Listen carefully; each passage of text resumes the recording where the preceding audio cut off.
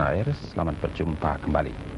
Dari gedung MPR DPR Jalan Gatot Subroto, Jakarta, segera akan kami laporkan jalannya acara rapat paripurna Dewan Perwakilan Rakyat Republik Indonesia pada pembukaan masa persidangan ketiga tahun sidang 1986-1987 dengan acara pokok mendengarkan amanat Presiden Republik Indonesia mengantarkan nota keuangan dan rancangan anggaran pendapatan dan belanja negara tahun 1987-1988.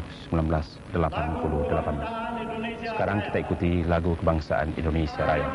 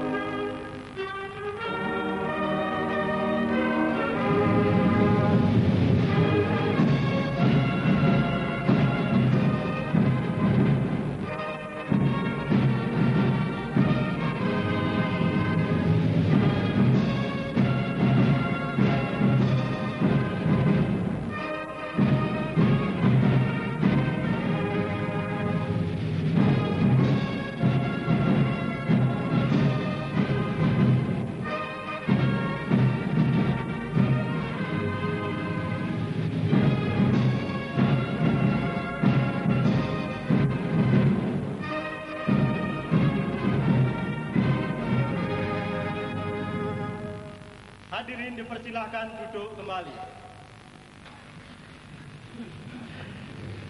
Kepada para wartawan diberikan Saudara penonton, saat ini diberikan kesempatan kepada para wartawan untuk mengambil gambar Presiden Republik Indonesia Bapak Soeharto.